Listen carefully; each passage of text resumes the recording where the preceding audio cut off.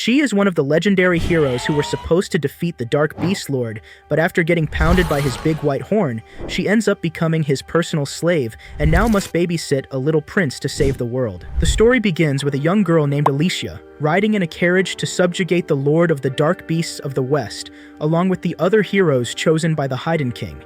In this world, all the humanoid races live in the middle of a continent called Edthea, surrounded by deep forests filled with dangerous dark beasts ruled by the 4 legendary Dark Beast Lords.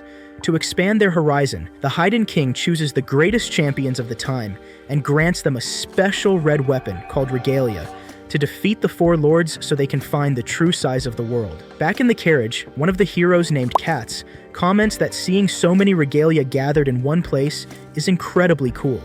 They start asking each other about their origin, but what surprises them the most is the presence of a female hero among them. They turn to Alicia and ask where she comes from, though before she can answer, Stefan interrupts by warning that they have already entered the Dark Beast's territory, and monsters could appear at any moment. Horgus does not appreciate the warning, feeling that Stefan is trying to act like their leader, but Mudo argues in return that Stefan is, in fact, the strongest among them. All of a sudden, the carriage stops as the driver warns them that the path ahead has become too rough for the horses to continue. Before the heroes can even step out, the driver is ambushed by a dark beast, forcing them all to rush out and prepare for battle. Stefan quickly takes command, arranging everyone into formation as they press forward toward the summit where one of the 4 lords awaits their destruction. The group fights with perfect coordination, cutting through waves of dark beasts with ease. One of the heroes summons a massive tornado that sweeps away countless enemies, followed by Stefan unleashing a blazing red sphere of energy that explodes through the remaining monsters. Their momentum carries them into a clash with a Hydra, but even this creature falls before their combined strength as Alicia delivers the final blow. After clearing out the dark beasts along their path, the group of heroes finally reaches the lair of the Lord, and Stefan is convinced that they will be the first to turn legend into reality. The mountain trembles as Alicia warns the others to stay alert just before the Master of Luna Mountain makes its entrance with a bolt of lightning. The Lord reveals itself as Clavatus of the Moonlight, appearing like some super buffed goat with a unicorn horn, and its overwhelming aura immediately terrifies the party. Stefan still steps forward and proudly declares that they are the 13 heroes chosen by the King of Haiden, swearing they will defeat the beast. Without a plan, everyone charges recklessly, and in the blink of an eye, Stefan is brutally slain by the overpowered goat. The bug guy Horgus rushes in next, and though Alicia desperately shouts for him to stop, it is already too late as he gets beheaded mid-air.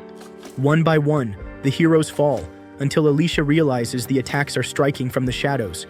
She yells for everyone to leap away from their shadows, and her sharp insight draws the attention of mighty Clavatus. They unleash their strongest moves in desperation, but none of them even scratch him, and it quickly becomes clear that Clavatus is merely warming up, thinking that it has been 1,000 years since the last bunch of heroes tried attacking him. Soon, Alicia is the last one left standing, and while Clavatus believes humanoids should be as weak as insects, what unsettles him most is how such fragile creatures manage to crawl all the way up into his lair. He wonders what has truly changed over the 1,000 years, and why these so-called heroes have appeared before him. Alicia leaps high into the sky and strikes, managing to leave only a small damage on Clavatus's unicorn horn. Realizing that he must uncover the answers on his own, especially if these insects dare to threaten the lands he rules, the beast crushes the last of their resistance. In a single brutal strike, one of Alicia's legs is severed, sending her flying across the battlefield. As she falls in defeat, she whispers an apology to her father for failing to uncover the answer to her dream. That night, in the capital city of Hiderat, within the Haiden Kingdom, everything seems to be going as usual until Clavatus descends from the sky and throws the entire city into chaos, making people believe that some random dark wolf beast has suddenly appeared.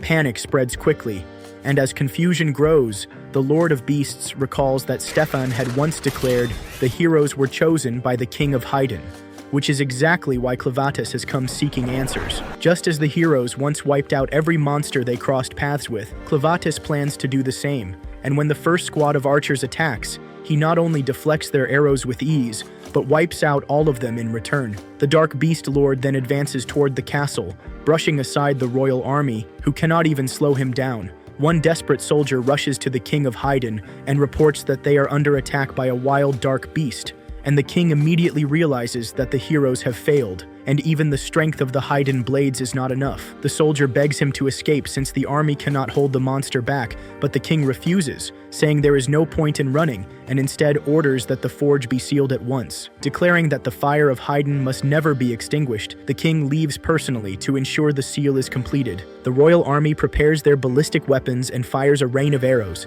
but Clevites catches them all with ease. Seeing how weak the human weapons are, Clevites realizes that it was just the weapons that had changed in all this time, and the red blades were the ones that actually managed to injure his horns, which would mean that even these insects could become a threat to him with those regalia weapons in their hands. Determined to deal with this danger before they grow any stronger, he sets his sights on the forge. As the king rushes to seal it, he tries to quickly shut the door, but Clevites easily manages to find him. The king boldly declares that the beast has no right to speak in the human tongue, yet Clevites warns him to choose his words carefully, because if he dislikes his answers, he may well decide to wipe out all of humankind. He explains that destroying this single kingdom would change nothing, as the rest of humanity shares the same nature and would only continue to intrude upon his lands. Demanding to know the true nature of mankind, he asks the king why humans desire his death. But when the king coldly replies that a beast could never understand, Clevites instantly swings his blade and severs the king's head. As he walks away, he vows to build an army strong enough to eradicate every last one of these lowly creatures. But his march is interrupted when he suddenly hears the cries of a baby. A lady beside the child pleads with the beast to save him, even though he is the feared lord of dark beasts. Clevites declares his intent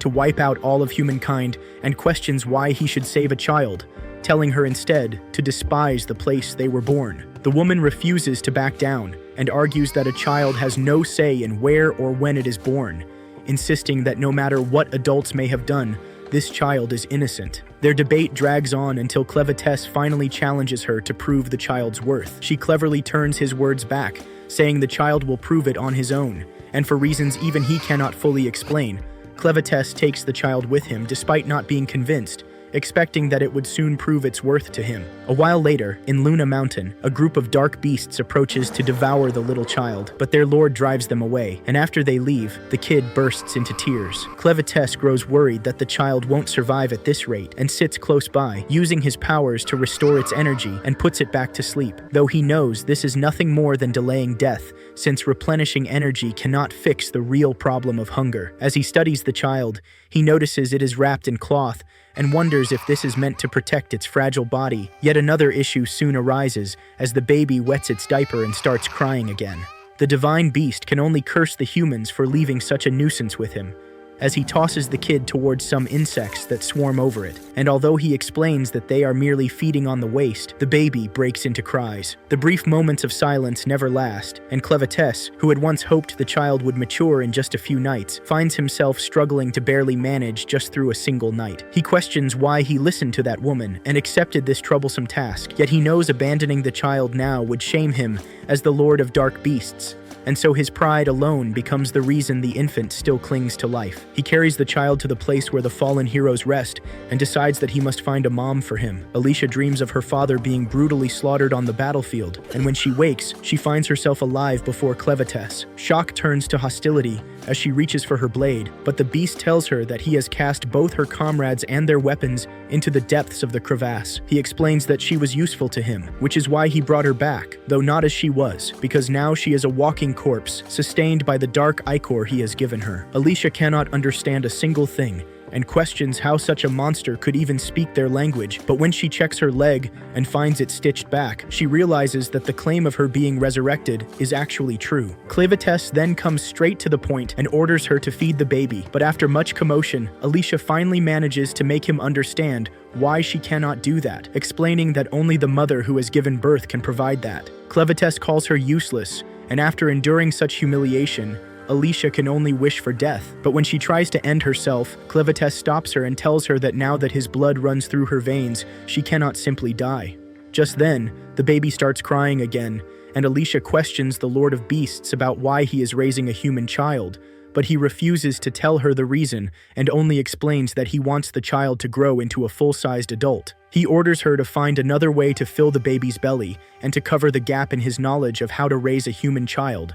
And although Alicia argues that she herself has never raised one, she cannot go against his command, so she tells him that he will have to find a wet nurse. Alicia tells Clevetess that if he does not know any wet nurse, he would have to hire one with money. And when he asks about an alternative to money, she explains that he could trade the large amount of arcanicite stone from his mountain, since even a single piece would be enough to hire one. She thinks that if she had her sword, she could have tried attacking the beast, but now she clearly understands the huge gap between their powers.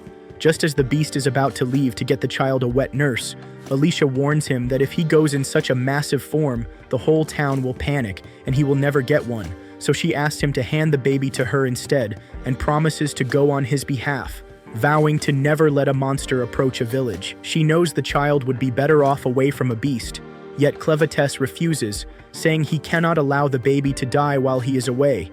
And with his power, he changes into the humanoid form of the one who had carried the child before, while hiding the rest of his body. Alicia points out that he missed some parts, which he then conceals as well, and he gives himself the name Clen, and calls the child Luna after his mountains, choosing these names for when they go into the human town, while perhaps hiding his own, before asking the girl her name and telling her to come along. They set off on their journey, with Alicia stuck handling all the chores, even dirty jobs like cleaning the kid's poop. And while she's drying the child, Clevetess hovers nearby, acting like some nagging mother-in-law telling her what spots to clean. When he hands her a change of clothes, she notices the crest of the Haedanean royal family and accidentally blurts out that only royals are allowed to wear it, which means the kid is of royal blood. She furiously demands to know if he kidnapped the child, but Clevetess explains that it was entrusted to him by someone who looked exactly like his current form. Her panic worsens when he casually admits to murdering the king, and she warns him that now the entire kingdom will be hunting the kid, since only Haedanean royals possess the art of akrakanite smithing.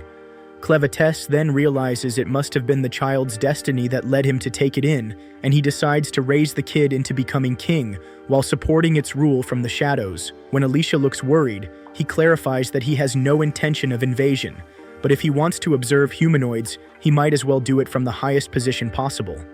Alicia regrets giving away too much information, but Clevetess, now going by Clen, simply tells her they need to hurry and find a wet nurse.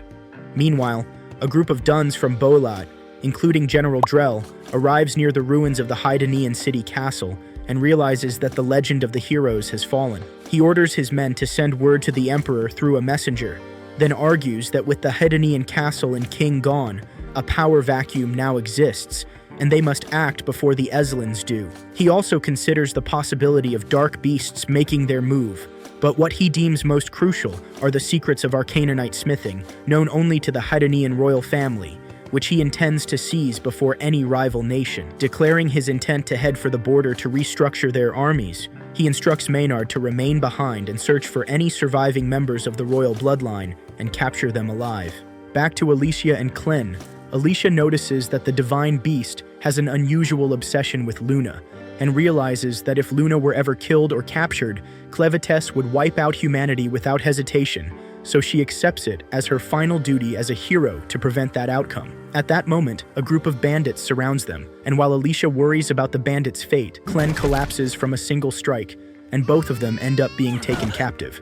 By the time she wakes up, she notices Clen looking at her with a calm face as he congratulates her on finally waking. He says it looks like they were captured, and hearing that, she is shocked that a lord of the dark beasts could be taken by mere humans, but he tells her it is fine since Luna was not harmed during the attack. After moving a little closer, she nervously asks how a surprise attack from bandits managed to knock him out in just one hit, worried he might be as weak as he looks after transforming. He tells her that's impossible, though he admits he was surprised by how weak and frail his body feels in this form. When she asks why they are not escaping, he reminds her his plan is to make Luna the focus for now, meaning he has no intention of revealing his true identity until he reaches his goal, and he admits he is curious to learn the dark truth of what happens to humans after they are kidnapped. When he asks her to explain what is going on, she answers that the bandits who captured them will probably sell them to a slave merchant. Clen curiously asks if bandits are considered strong, and she replies that while they are trash in human form, they are not exactly weak either,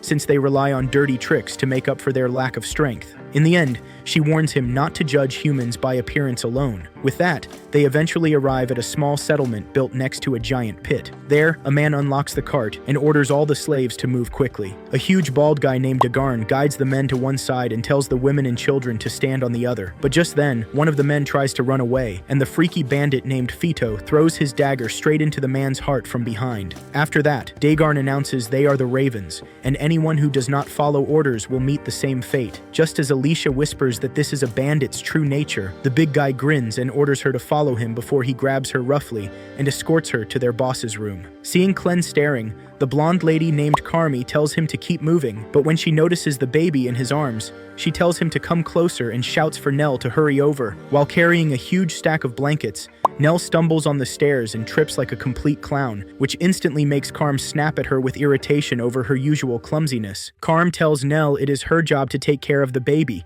the new slave brought with him, and Nell instantly falls in love with the adorable little thing. Meanwhile, outside, Dagarn steps into his boss Vroko's room and presents the blonde girl he requested. Vroko gets angry at him for calling him by name instead of boss, as he is now in charge with their actual leader, Zazak, gone. But the others remind him no one will ever call him that, so Vroko replies that he will just have to convince them with force, though the one doing that will be his cute pet, Betty. Taking one look at Betty, Alicia immediately realizes she is a dark beast from the west, called a troll, and wonders how the dwarf managed to tame one. At the same time, Betty tells him she wants a man to play with, so Vroko tells her she can have the two waiting by the door, making them both uncomfortable. Next, Vroko shows Alicia the bag of arcanocite she collected from Luna Mountain, making Alicia realize she is a suspect. With a slimy grin, the boss says he knows Clavates lives on that mountain and also knows the king sent 13 heroes there with their regalia, and all of them failed. Then, he points out that one of them was supposed to be a woman like her, and no normal human could get arcanocite that pure in human territory. There is also the fact that her muscles are chiseled, and she shows no fear even with Big Betty standing inches from her face, all of which makes him sure she is a hero. Then, Vroko explains that even though the Hitterat and the king's castle were destroyed, it is a golden opportunity for the Ravens. He unsheaths his sword with a red blade that leaves Alicia stunned, because it is a special steel, crafted only by Haydn royalty, known as Mana Hyderite. The red-tinted weapons are famous for making warriors stronger than normal, but he admits his is a fake. Vroko goes on to share that the Ravens deal in slaves and fake blades alike, since most people are too stupid to notice the difference. After that, he explains that every royal in the castle was butchered in Clevates's attack, which means the forged magic swords have skyrocketed in value as the supply is now limited. He proudly brags that only a genius like him could come up with such a brilliant business strategy. With that said, he shifts the subject to the heroes' regalia, the purest and rarest magic weapons forged by the kings themselves. Vroko claims they will be worth tons of cash, which is why the Ravens are working hard to collect them. The first method is to wait until someone is chosen as a hero and steal it, but it is even easier to take one from a hero who is already dead. Unfortunately, most heroes die deep inside Dark Beast territory, which makes it nearly impossible to retrieve their weapons, so he asks Alicia directly where he and the other 12 heroes lost their regalia. He then orders Dagarn and Satch to have her lead them to the weapons the next day, but Dagarn nervously suggests they should send her elsewhere since she is clearly a hero, only for Vroko to snap back that she is their only chance to get those 13 weapons, so they cannot afford to let her die. He orders them to do their job and make sure to torture her until the only thing she remembers is how to obey her master. Hearing that, the men's opinion of their new boss suddenly improves, and they drag Alicia away while grinning about how much fun they will have. On the other hand, Clen is stuck serving drinks at a tavern where Nell sits feeding the baby. Suddenly, a loud man yells at her to bring his drinks, so she quickly lays Luna down, but the guy rudely kicks her and tells her to hurry up. While Clen silently observes their behavior, another man shouts at him to bring his order. The boy quickly becomes everyone's favorite obedient little waiter, and the men joke that it is a shame such an obedient boy will be sold off. But Carm mumbles that he looks creepy. Even though he has a horn like Orgetes, his skin is too pale and his eyes are red as blood. Just then, Nell carries over drinks when a man trips her on purpose, then uses it as an excuse to punish her for wasting their booze. Clen watches the scumbags drag her to the back, while the others laugh at their poor taste in women. Later that night, after the two finish tormenting the crying girl, they mock her on their way back. Suddenly, they both feel weird, like they drank too much, and then cough up blood before collapsing dead on the spot. Clem hides their bodies inside his shadows and calmly invites Nell to hear his offer. They move to a quiet place where he asks her if she is with the ravens. Nell hesitates at first, but then shares that she's lived with the ravens since she was a child. She did not know who her father was and never even got to see her mother's face from the front. She always watched her do her job from the shadows to avoid getting caught, and her mother tried her best to smile while tears rolled down her face. Nell does not know what happened, but her mother disappeared after she turned 12, and that was the time they started beating her every single day till she lost most of her teeth and hearing in one ear. Soon she realized her mother was protecting her the whole time. Things went on like that until Carm came into her life and made things easier. The surprisingly kind lady taught her how to handle rough men, and things got better even though she wasn't that good at it. Then Clen asks her where her child is because he heard only those humans who give birth produce milk. Hearing that, Nell goes quiet and shares that she lost her baby son after it was born. Even though everything was fine till birth, her whole world ended when Carm nodded to say it did not survive. She wished to end herself and meet her child in the afterlife, but when she woke up and saw the baby boy suckling, she decided she would survive for his sake. After Nell fed more and more babies, she made it her life goal to help abandoned babies survive. Hearing all that, Clen thanks Nell for sharing everything and offers to officially hire her as Luna's wet nurse because she has his trust, leaving her stunned. When he asks her to give an answer though, she says she is grateful, but he can't do that as a slave, and she has many babies to save. Back at the ravine, the bandits make the female hero walk the plank and tell her to forget about jumping off because there is more rock than water down there. After she takes a closer look, Alicia notices it is an ancient arcanasite mine. Just then, she sees a slave walking to the water down below, and the bandits laugh at the brave fool as they mention the tale of the hero Cordoir. At the bottom, the man tells the bandits to remember his deal if he succeeds, and his scared wife cheers him on. Without overthinking it, the man dives in and swims deep, making Alicia panic because if the legend of Cordoir is true, then the same dark beasts who ended the hero's life should be down there. The man's wife is horrified as the dark beast jumps to the surface and swallows him whole. Seeing that, Alicia is disturbed to see that the dark beasts that came in a flood 300 years ago still live on in the abandoned mineshaft. The monsters ended the strongest hero of his time, even though there was land to stand on, and his regalia, Stream Splitter, had the power to split a waterfall in half. She realizes that is what the bandits are after, and Satch asks her if her weapon also has a cool name like Stream Splitter, but she tells him it is none of his business. She then exposes them, saying they did not tie the man with a rope and never planned to let him survive, and realizes what they plan on doing with her. Still, Degarn reminds Alicia that her hands and feet are tied, and there is nothing she can do except cross the bridge over to the gentleman ready to torture her till she breaks. Suddenly, the crazy one named Fido jumps to her and shakes the whole bridge. Satch asks him if he has a death wish, but Fido says a blind man cannot be scared of heights if he cannot see them, but he thinks Alicia smells amazing, so he wants to have fun with her immediately. That makes Alicia furious, so she fulfills his wish by dislocating her shoulder and using her handcuffs to take Fido down the shaft with her, hoping Clen was right about her being immortal. Her body falls down with a loud splattering noise, and what is left behind is a twisted mess. The bandits look down and realize the woman is already dead. Panic sets in as they wonder what to do now that their only link to the 13 regalia is gone, knowing full well their boss Vroko won't forgive them for this. Just then, Alicia's eye twitches. Against all odds, she's still alive after the fall, though every bone in her body feels shattered, and she can't sense anything below her neck. Blood has poured out of her, and she's barely clinging to life. Even though she survived,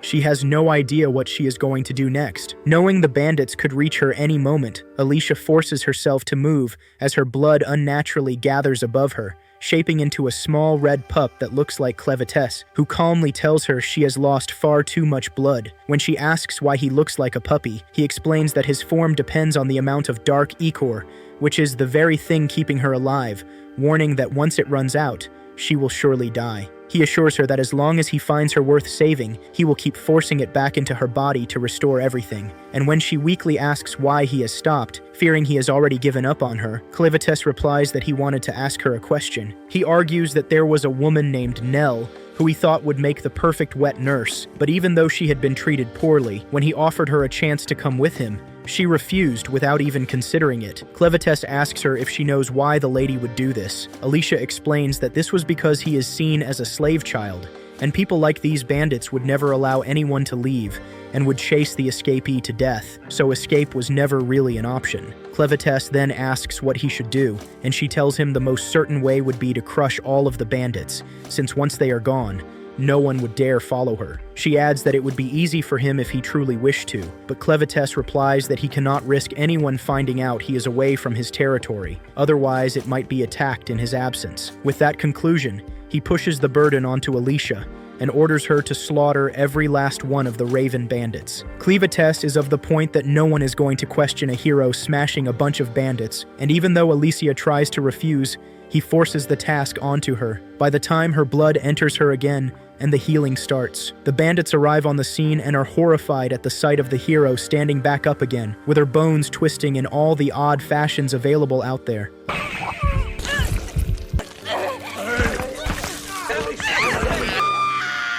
Alicia couldn't bear the pain that occurs each time a bone joins another and begs this to be stopped. But even though she looks like some zombie coming back to life, the bandits are happy that she is alive, and now they can know where the regalia are. The one leading the bandits tells them to be on guard, as the lady is definitely a hero. As one of the bandits approaches her and thinks he has got her, she punches him on the head and takes a sword and wears an eye patch as she gets ready to annihilate all of the bandits. Meanwhile, the Lord of Dark Beasts roams with the child in search of the wet nurse, hoping to make her reconsider his offer, and he tells the baby not to worry since Alicia was the first and only humanoid who ever managed to put a scratch on him. At the same time, Mel asks Carm what the outside world might look like and tells her that the slave boy asked her to go outside with him. Carm gets into a fight with Mel, and while she scolds her, unfortunately, the fat boss Vroko overhears everything and steps in, arguing that it isn't right for friends to hurt each other. Carmi points out that it is rare for him to come here himself, and Vroko replies that he heard they have gotten something special on their hands. Carm tells him that there is a new kid, and as he leaves, Vroko takes Carm along with him. As she is led away, Carm slams her hands on the table in anger, knowing that Mel is the only one capable of feeding the children. And now that she has been taken by Vroko, the babies will be left without anyone to care for them. While she is worrying about this, she hears a baby's cry and looks back to see Clen standing there with the child. When she notices the hungry baby, she argues that it can no longer have that at all because there is no one left to take care of it. Carm explains that Mel made a big mistake when she wished for something that wasn't meant for her, and when Clen asks what that means, the woman hesitates for a moment, but Clevites forces her to speak everything. Meanwhile, Mel is being led by the bandit boss to a hidden place, and Vroko explains that it used to be an arcanasite mine, as he points out the lamps made from a mixture of certain bug oils and melted arcanasite. He tells her that these pretty stones have far more uses than just forging swords, elaborating that they are now used for magic, which he had spent years researching before joining the Ravens. On their way, Mel grows uneasy when she notices skull bones scattered around, and just then, the lights go out. Mel grows worried, and when the lights come back on, she finds herself face to face with a giant dark beast that Vroko introduces as Betty, and he reveals that by mixing arcanasite powder with all sorts of drugs, he has finally gained the power to control dark beasts. He tells her that the Ravens always punish traitors, and her small wish to see the outside world was enough to count as betrayal, which is why he says she will be Betty's dinner for the night. As Mel is being devoured, she wonders if things would have turned out differently had she taken the kid's hand. And just then, Clen appears with the crying baby. Clen tells Luna to stop crying, saying this is the law of nature that everyone must follow, where they can either eat others or simply die, and therefore, he claims it was their fault for not arriving on time. What shocks the Beast Lord, however, is why a tiny fat human is controlling the proud troll of the West. The fat leader suspects that the boy standing in front of him must have been given some alcohol that made him lose his mind. Otherwise, he wouldn't be standing so calmly before a troll. Even though he dislikes losing the Hadenean kid, he still orders Betty to devour the two standing before her. But Betty becomes shrouded in fear, trembling violently until she even spits out her meal in terror. Clen finds Mel barely clinging to life and places the baby beside her after neutralizing the acid, then uses one of his tails to carry both the baby and Mel away, telling the child to comfort her in her final breaths. Meanwhile, the fat leader tries to convince his monster to stop fearing a pair of random kids, but when he notices only Clen is still standing, he wonders where the woman and the baby have disappeared to. Vroko accuses Clen of using some kind of magic and demands to know if he is a magic user. Clen asks him what this magic is, and the fat leader snaps back, asking if the boy is just trying to play dumb. Vroko argues that magic may be new, but insists the boy should not mistake him for some old bandit fool who knows nothing of it. He then pulls out a bottle to demonstrate, explaining the ingredients used to create it before using it to seize control of the female troll, boasting that one day he will command every dark beast. Clem feels disgusted by the smell, but Betty falls under Vroko's control and slams Clem aside, tossing his body away. At the same time, Alicia is cutting off the limbs of the bandits while sinking into memories of her past, when she once asked her father how she could become stronger. Her father told her to stop hesitating to use her techniques in front of her enemies, or to shy away from pain, explaining that hesitation only makes one stiff and weak, and once that stiffness is gone, she would truly become stronger. Back in the fight, Alicia has already taken down 8 of the bandits, leaving the rest unsettled, until the bandit leading them finally manages to knock her down. Her sword shatters, and she realizes just how brittle these weapons are for her, making her long for a blade that could truly match her strength. She runs off with an army of 50 bandits chasing her, knowing that even if she is currently immortal, her stamina is fading fast, and the dark ichor that heals her wounds seems to be draining it away even more quickly. She thinks of all the horrible things the bandits would do to her if they managed to catch her, and as soon as she reaches the edge of the cliff, she comes to a stop, deciding that the only way forward is to claim the legendary sword said to lie within the water below. She leaps upward and dashes toward the diving board, glancing down to see the dark beasts already circling eagerly as they wait for their next meal to jump in. Without wasting time, she rushes forward and begins hacking at the ladder scaffold, and with one final swing, she manages to bring it down completely, sending all of the bandits tumbling into the water.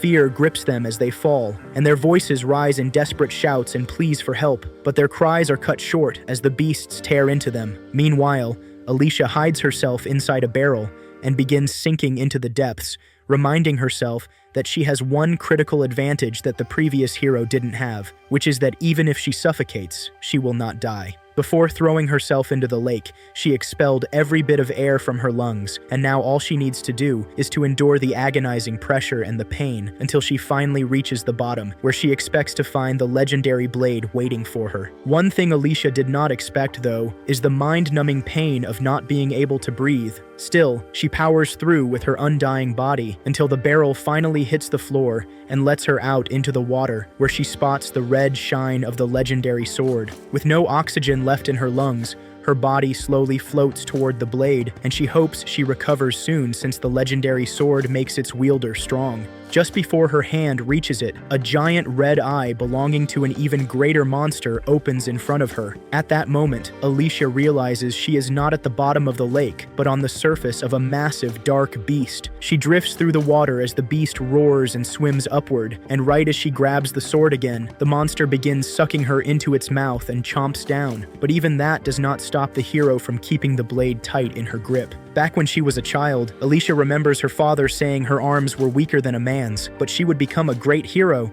because she had a gift for drawing out a weapon's strength. Suddenly, Alicia jolts awake and shatters the whale beast's teeth with a single swing. As the monster furiously stares her down, she activates Stream Splitter's hidden power that lets her swing her blade and slice through water like a torpedo. She slashes in every direction to dodge the massive fish as she climbs toward the surface, realizing the sword's true potential shines underwater. She now thinks the reason the hero of the past lost, even with an advantage in this environment, was not because he was weak, but because of the monster behind her, which she believes is the Ancient One. It is said dark beasts can live thousands of years, and often slumber for millennia. She guesses the Ancient One was awakened in a mining accident, meaning the hero of old may never have known it was even down there. On her way up, she notices the dark beasts are also in a panic, but Alicia cannot go on any longer, even with Stream Splitter's power, so she slashes as hard as she can and launches her body straight to the surface. After that, she catches the bandits by surprise when her body shoots out of the water and lands on the shore. They quickly notice the legendary sword in her hand, but the Ancient One suddenly rises and madly swings its tentacles across the surface, completely crushing every bandit in sight, while Alicia dodges the attacks. Seeing the beast eat bandits like breakfast, Alicia realizes she cannot slay it. Even if the sword can cut easily, it only works through the surface, and no hero can kill such a monster alone. She watches the beast swallow another scoop of bandits and notices that even the smaller beasts refuse to interfere, so she decides it is better to make a run for it. Just then, she hears the injured men apologize and beg her to save them because she is supposed to be a hero, but she lets them know she is not a hero anymore and that she serves something far more evil than the beast after them. After that, the Ancient One devours them, and the smaller beasts chow down on what remains. Seeing this, Alicia thinks it is safe to leave the dark beasts as they are, since they cannot leave the water, and they crushed the bandits, which means she has completed the job Clem gave her. She feels glad that, after watching what happened to most of them, knowing that none of the survivors will dare to come back, she also managed to get her hands on a pretty fine sword in the process. At that moment, she panics when she hears Clen's voice speaking through his dark ichor. He tells her he felt through his blood how much effort she put in, and she snaps back that it was more than just effort. She had to suffocate for a long time and run from the Ancient One, so he should have helped instead of just watching. However, Clen replies that he is dealing with a serious problem of his own. She feels shocked that even the Dark Lord has trouble, but he tells her he is not in his true form and is struggling against an ability he has never encountered before. He blames her for hiding the existence of magic from him and orders her to come to him immediately so he can punish her. At the same time, Vroko runs as fast as he can and wonders what is wrong with that little brat who one-shot his precious Betty with such a strange type of magic. It makes him think he might be senile and has somehow forgotten the school of magic it belongs to. But when he passes by Nell and sees Luna sitting beside her, a devious plan forms in his mind. Back in the cave, Alicia runs as fast as she can to reach Clen, but he coldly tells her she was too slow. After ranting for a moment, she asks him what the mist is, but he seems more interested in the sword she carries. The hero quickly guards it like it's her baby since she risked her life to bring it back. With that, he turns his attention back to the mist, which does not affect animals or Alicia, meaning it only disturbs the senses of dark beasts. He complains that it reeks, and says he would blow it all away after transforming, but that is dangerous, since he does not know where Luna is. He then tells Alicia should be further ahead with Nell, who was barely breathing. While Alicia remembers Nell was the wet nurse he wanted to hire, Clen orders her to go get them already, since she understands more about magic than he does. Alicia replies that she knows about it, but she cannot use it because only special humans can awaken magic through arcanocite, and it is only a rock to most people like her. Irritated, Clen says she is useless, but Alicia snaps that he mercilessly killed some of the heroes who could actually use it. Still, he ignores her and walks off to look for Luna and Nell himself in case they are in danger, or worse. Hearing that, Alicia asks what he would do if Luna was dead, and Clen flatly replies he would not do anything in particular, but his interest in humans would end. That confirms her suspicion that he is only delaying his plan to erase humans as long as Luna remains alive. As they head deeper into the tunnel, she notices bloodstains along the ground, and Clen explains that Nell was bleeding badly and should not have been able to move. Hearing this, Alicia thinks she either crawled on her own or something dragged her, but in either case, they cannot be far, so she rushes ahead. Meanwhile, Vroko does everything he can to run off with Luna, but Nell has tightly gripped his cape the entire way, refusing to release her hold. The man stomps her head again and again, shouting for her to let go of his priceless cape, but she refuses to let go. Realizing he needs to escape with the baby fast, he recalls what he discovered earlier. When Luna cried, his lamp exploded instantly. At that moment, he understood she had immense magic potential and knew only a pure-blooded Hydanian could possess such talent, and discovered her true identity. Right as he gets the idea to cut off Nell's arm, Alicia arrives and tells him to stop. The man is stunned she is still alive, and demands to know what happened to Dagarn and Satch, but Clen cuts him off, saying they are probably dark beast poo by now, a fitting end for trash like them. He then looks at Nell, who never let go even in her last moments, but Vroko threatens to slice off Luna's fingers if Clen takes even a single step closer. He shouts desperately that he will do it, but Clen simply tells him to go ahead, leaving the bandit leader dumbfounded. Alicia warns Clen to calm down because the scumbag would actually do it, but Clen ignores her and points out that he can always grow the fingers back. Still, Alicia reminds him she personally knows that his power cannot erase pain, so she steps forward and takes over the negotiation. Alicia uncovers the stream splitter, and Vroko instantly recognizes the Haydn crest on its hilt and the brilliant crimson shine. Next, she tells him it is the legendary sword from the lake he wanted, then hurls it into the wall behind him. She allows him to claim it on the condition that he lets go of the baby, since he will need both hands to pull it free. She says he is free to do whatever he wants with it after returning Luna, but she warns him not to try anything or else. Having said that, Alicia tells him to make his choice, but the scheming bandit leader laughs at the foolish hero for letting go of her weapon so easily. That confirms his suspicion that the baby really is royalty. He claims trading her for one regalia is unfair and demands more if she wants Luna alive. Verko gets greedy and asks for the location of her comrade's 13 swords, which really gets on Alicia's nerves, but Clem calmly orders her to just tell him since they are only pieces of metal. So she reluctantly says they are at the bottom of a canyon inside Luna Mountain, and tells him to go get them himself. Hearing that, Vroko says he will gladly go as he pulls out a black vial. He brags that she was wrong to underestimate him,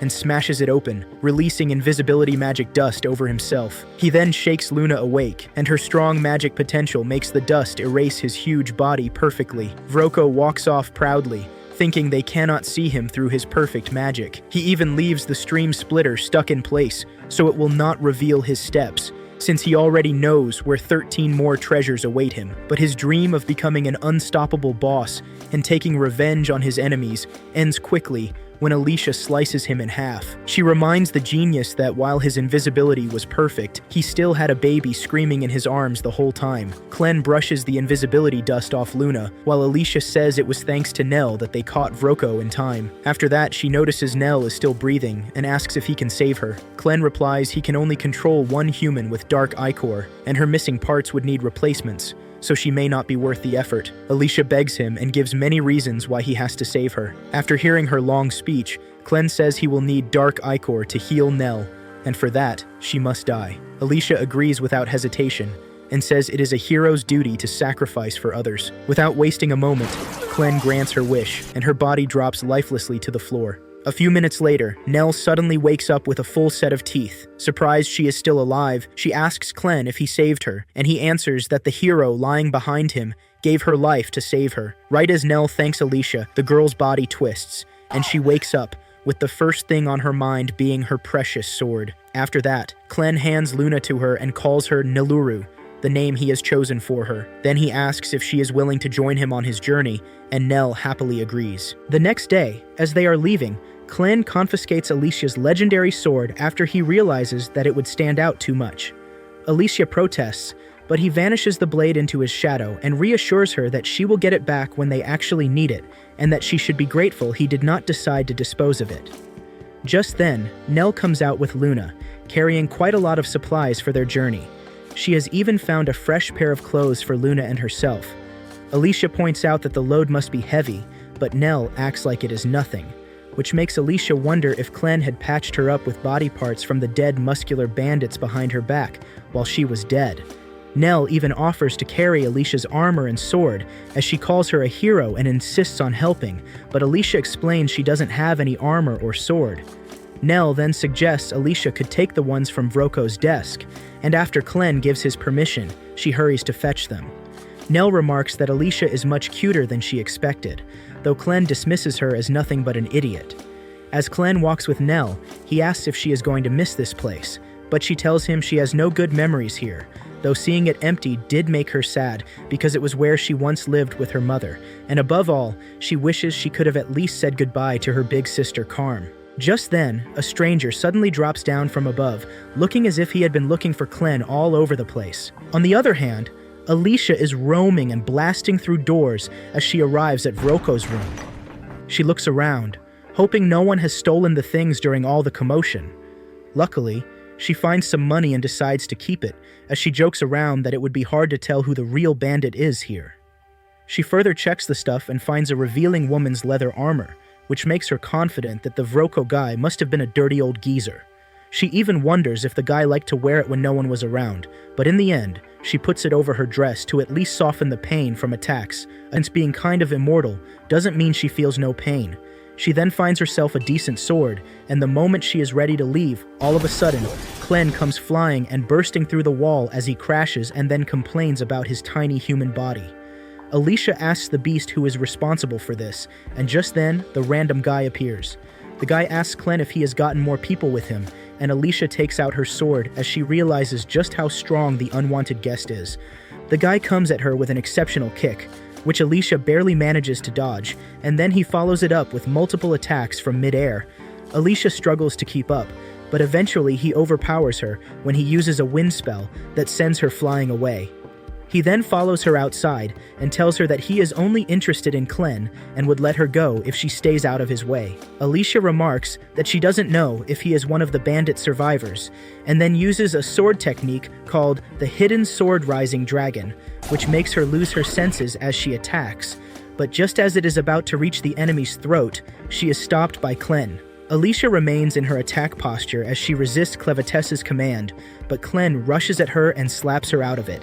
The hero protests about being slapped, but Clem questions her if she had emptied her brain of everything except the thought of murder, to which she admits that this is exactly how the technique works. Clem then explains that the new guy had attacked them because of some misunderstanding and tells her that if he hadn't stopped her, she would have been ripped apart. The new man demands an explanation, claiming Nell reeks of a Western troll, to which she answers that it is because she was swallowed by one. It soon becomes clear that he was chasing a small man who controlled that troll, which is why he suspected Clem to be involved. Clem calmly tells the wet nurse to take Luna and wait at the village entrance, and once they leave, he reveals to Alicia that the figure before them is no ordinary person but a dark beast. Alicia's concern grows at his words, and Clem further explains that the man even bears wings, and he himself realizes that only one creature could wield illusions like this, as he recalls Zavthir of Phantasms, the lord of the western dark beasts. Clem adds that Zavthir has always been at odds with Clevetess of the Moonlight. The new guy grows suspicious, and questions how Clem knows so much and who he truly is. In response, Clem introduces himself as the servant of Lord Clevetess, carefully keeping his real identity hidden. The stranger then reveals his actual form, and argues that their goals are not far apart, since he has heard that Clevetess destroyed a humanoid capital, and Lord Zavthir is also considering wiping out the humanoids. He finally states his name as Gart, claiming that, just as Clem said, he too is a servant of Lord Zavthir. To prove his words, Gart shows his dark beast form and demands that Clem do the same. Clem responds by pulling out only a single one of his tails and asks if that is enough proof. Gart accepts it without protest, since he has no intention of fighting Clem. Alicia, however, grows tense at the sight of another dark beast in human form, but Clem quickly notices her suspicions and addresses them. He explains that very few dark beasts are capable of transforming into humans or speaking like them. This only unsettles the girl further, as she begins to wonder if Clevetess can somehow read into her very thoughts. Gart then shifts his attention toward Alicia and demands an explanation, arguing that heroes are their greatest enemies and demanding to know what she is doing here. Clem calmly replies that this lady is his guide and something like a bodyguard, further adding that the other two companions serve similar purposes. Bart reluctantly accepts the explanation, though he makes one thing very clear, that if they ever attempt to stand in his way, he will completely obliterate them. But Clem refuses to allow such a threat. With that settled, Clem begins asking his own questions and demands to know why Bart's master is suddenly planning to destroy humanity, pointing out that Zavthir has always been known to enjoy simply observing humanoids and is even looked as a divine deity by the Orgites who dwell in the western forest.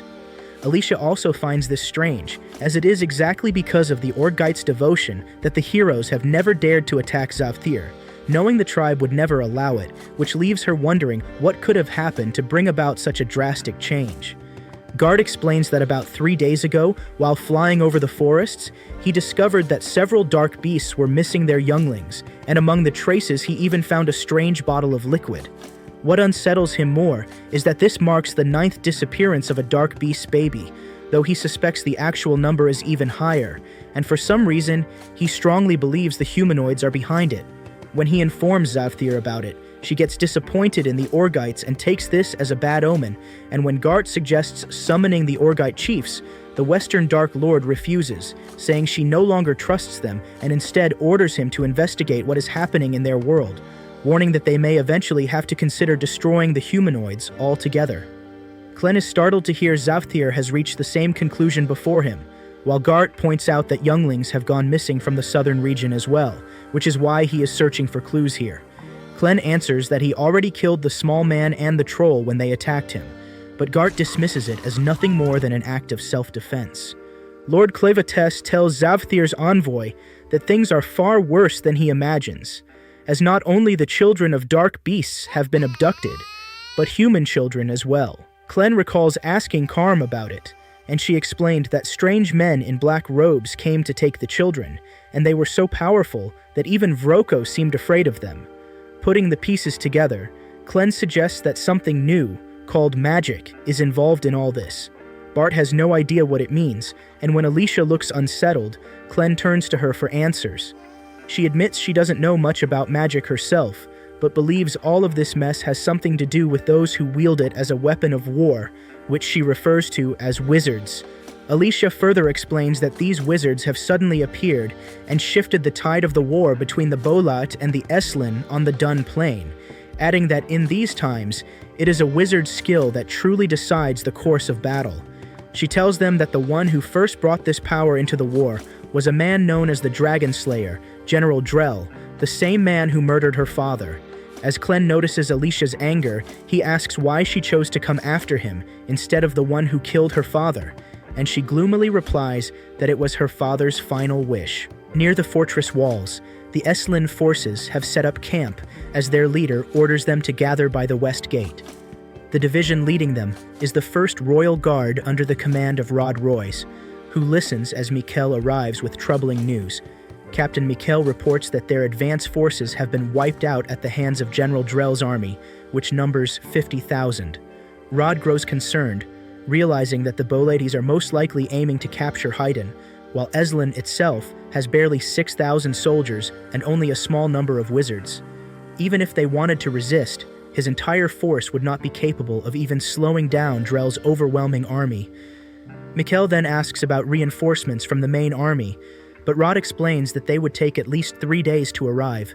Kneeling down, Rod maps out a plan on the ground, pointing out that the Bolates are heading toward the High Gate, while the fortress has a smaller western entrance that they could use to enter and seal the gate. In this way, their smaller numbers might just be enough, but it will require cooperation from Haydn, and although they have already sent messengers, no response has come yet. He is certain that chaos must already be raging inside the castle, and Mikkel asks if the rumors about the Lord of the Dark Beasts attacking the castle are actually true. Rod answers that it would explain why the most powerful Bolate general, Drell, is marching toward Haydn. He believes their target is the Royal Forge, since without it, there would be no regalia. Rod argues that every weapon Mikkel and the other captains wield was forged there, and losing it would cripple them. He adds that the greater danger lies in the forge itself, as it is the world's oldest artifact, and holds the deepest secrets of magic, something every researcher would value above all else. Mikkel worries that their rivals' magical forces may already be ahead of them, and if they gain those secrets, it would mean game over for the Eslins, with the Bolate possibly seizing all of Edthea. Rod insists this is exactly why they must stop Drell's forces at any cost. Just then, a knight rushes in with urgent news that the west gate remains shut, but the east gate is beginning to open. Meanwhile, Maynard finally forces the door open and comes face to face with General Drell, greeting him with a smile and saying he has been awaiting his arrival. Drell demands an update, and Maynard reports that the King of Haydn is already dead, while the Crown Princess has been taken somewhere safe. The real issue, he explains, lies with the king's 6-month-old son, who is the only confirmed heir with royal blood. According to Maynard, the child was taken away by a black-haired boy and has since gone missing, leaving it uncertain whether he is even alive or not. With a smirk, Maynard adds that word from the Ravens claims a Hidenean infant has been captured by them, and he intends to investigate it. Maynard Swan, the most powerful wizard of Bolates, gains Drell's approval to retrieve the Hidenean child, and gets instructed to meet him before the general reaches Hiderat. At the same time, Clen and his slaves continue their journey, eventually stopping to rest up a bit. Clen asks Nell what the black liquid she gave him is, and she says it is called coffee, which is so costly that even someone as rich as Vroko only drinks it sometimes since it is imported from beyond the eastern seas. Hearing that, Clen takes a sip and feels his weak human tongue burn, so when Luna tries to sneak a taste, he quickly picks it back up. Next, Nell asks him where Gart went, and he recalls that the man said he would return to report what he found about the wizards, but he assures her that he is no longer after them. After that, Alicia comes back and says the merchants in town told her that Haydn is in complete chaos. She pulls out a map and explains that the neighboring kingdom of Bolate breached their borders to invade, and even though Haydn tried to fight back, it is impossible to stop the enemy without the king's influence. Alicia adds that the other neighbor, Eslin, failed to stop Bolate, making Clem curious why they even tried. She explains that Bolate and Eslin have long been enemies, and since Eslin is much weaker in magic, they cannot allow Bolat to seize the power of Haydn's forge. The problem is, Haydn cannot use its forge without the king's knowledge of magic, as there are not many wizards, mostly because the king made it illegal to practice magic inside his borders, which is why Clevetess never got to see it before. Just then, Nell stuns Alicia with a cup of coffee, and Clem makes fun of her peasant reaction to the premium drink. The hero gets annoyed, saying it is obvious she didn't have coffee back in her village, but her anger vanishes after a single sip of Nell's special brew. After that, Nell picks up the baby and takes it away so it does not disturb the adults talking, and seeing how good she is with children, Alicia says out loud that Nell is so kind and positive that just watching her makes her happy. Hearing that, Clem says even though there is only one thing about her that's female, she still cannot marry Nell. That line embarrasses Alicia, and she clarifies that she was just surprised that her sword can make Nell happy and feels like she finally did something heroic. With that said, she asks Clem to focus and decide how he plans to make Luna king when the whole country is falling apart, thanks to a certain someone destroying the royal capital. Clem replies that he could simply take over Bolat instead of Haydn, but Alicia points out that Bolat will never accept Luna as king. Even worse, he would be thrown in prison for being a Haydnian if caught, since his pure blood and his pink hair and ears give him away. Then, she says, Luna might be the last royal with the inherited power to forge weapons from arcanocite, and the general of Bolate's army, Demon Slayer Drell, definitely wants that. She remembers how the man went out of his way to hunt down her father and punish him even after he left the army for a peaceful life, and all he said was that his magic reached a greater height after defeating the man who mastered swordsmanship. Just as his magic sword lit up, Alicia asked if he killed her father, only to test his magic. Drell used his power to blast her home to bits, and called himself an old friend of her father, and the one who seeks true power. Alicia tried to chase after him, but her father stopped her, warning that she would be dragged into war if she fought a warmonger like him. Since the path of war is the opposite of a hero's path, he made her promise she will never to fight Drell. Instead, he told her to adventure to the ends of the earth to see what lies there, and let her father see it too, before he fell to the ground. Back in the present, Alicia says that is why Clem must save Haydn from Drell's army if he wants to make Luna king. Clem is annoyed at the demand because he thinks it is pointless to protect something he plans to destroy later, but he agrees anyway and orders her to stay back to protect Nell and Luna. He also says it would be a disgrace if anyone discovered a Lord of the Dark Beasts was working for the sake of mere humans. On top of that, he has his own questions for Drell and his wizards if they are kidnapping Dark Beast children, and he admits he is curious to see how strong these wizards really are. Then, he tells her there is no need to avenge her father, since his last wish was for her not to fight the man. Alicia admits she made that promise because the path of war does not suit a hero, but claims it should be fine now since she is no longer a hero. However, Clem asks her if it is really up to her to decide that. He asks if wielding a sword to slay beasts makes her a hero, and why she wanted to become one in the first place. Alicia answers that she wanted to make the world bigger, so Clem points out that Nell's world is already bigger because of her, and although he never told her to stop being a hero, she is free to quit whenever she chooses. After that, he walks into the forest while Nell is playing with Luna, when a sudden burst of wind blows so hard that Luna floats into the air. After saving the kid, Nell asks Alicia where Master went, and the hero answers that he will return soon whether they like it or not, as Clevetess sprints through the forest at full speed. He leaps onto a mountain and howls at the sky, just as the Bolate army begins its attack at the border under General Drell's command. The Eslin scouts watch the second fortress collapse, and Mikhail asks what they should do since the army will reach Hiderat before reinforcements arrive. Rode believes they can stop the army at the wide river up ahead with his unique power. Back in town, the girls are heading to an inn when they suddenly hear an angry crowd surrounding a Raven Gang survivor who dared to show his face in their city. The The man swears he was only running away, and when Alicia notices Nell is scared and tells her nobody can recognize her new face, she walks away fast when the Raven survivor points at her and yells that she was the hero who released the monster on them. The merchants clearly do not buy his story, and Alicia covers herself as she hears them say the country would not be in chaos if heroes were still alive. Later that day, 9 Raven survivors are hanged from a tree, and the townsfolk start to think maybe they were not lying about the giant dark beast. The men believe the country is too unstable after Clivites attacked, so they have to take up weapons and guard their homes themselves. Outside the inn, Alicia sees how panicked the citizens are, so she tells Nell to call her Alicia instead of Hero to hide her real identity.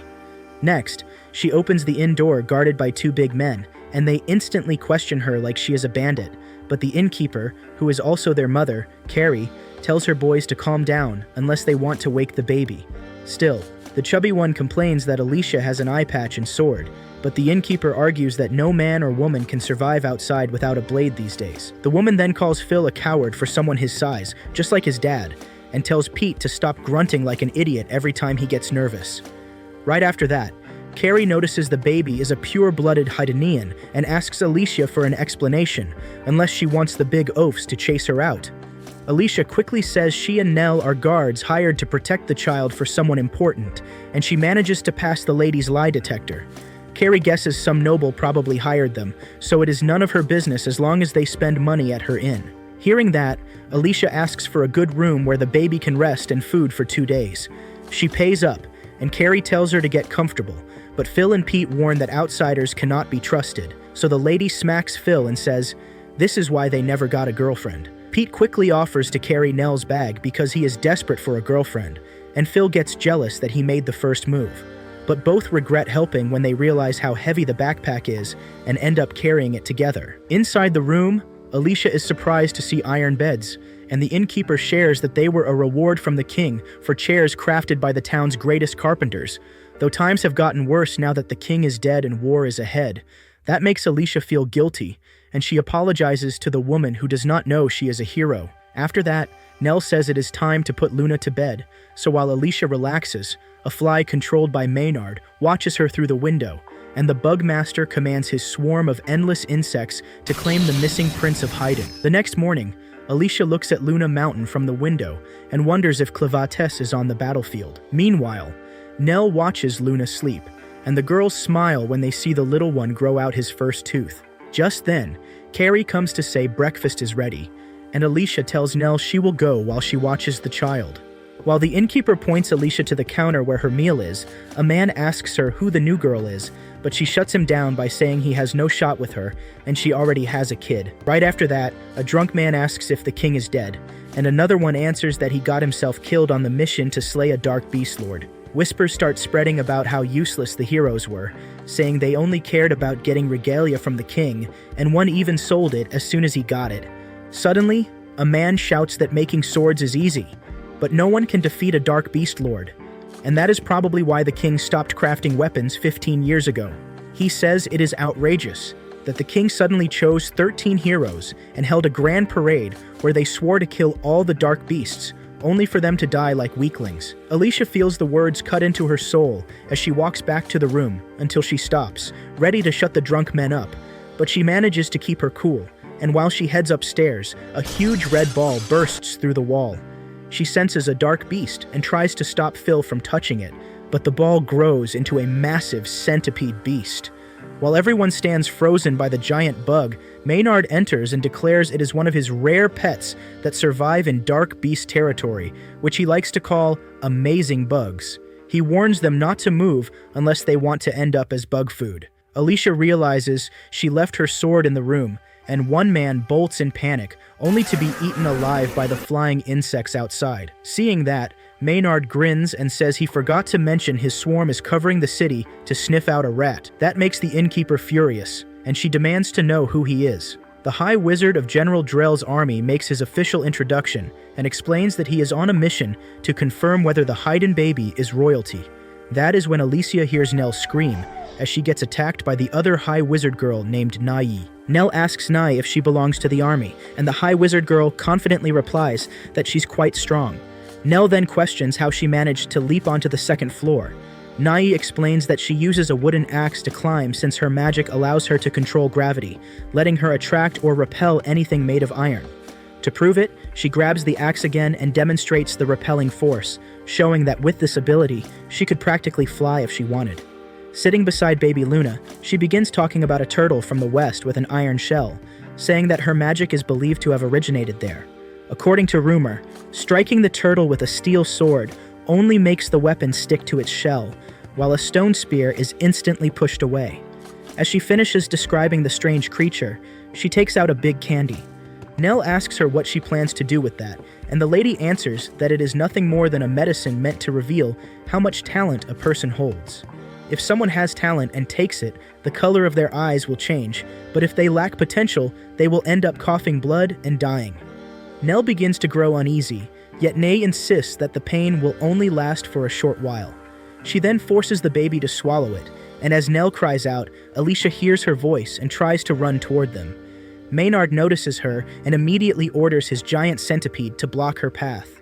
Meanwhile, the baby keeps resisting the medicine while Nell cries out with tears in her eyes, struggling to break free from the rods. Nai mocks her, saying it is useless since her iron can stop even a charging bull, and that Nell would need the strength of 2 bulls to escape. Fueled by anger, Nell does the impossible and hurls the iron bed against the wall, breaking it apart with a crash loud enough to alert Maynard.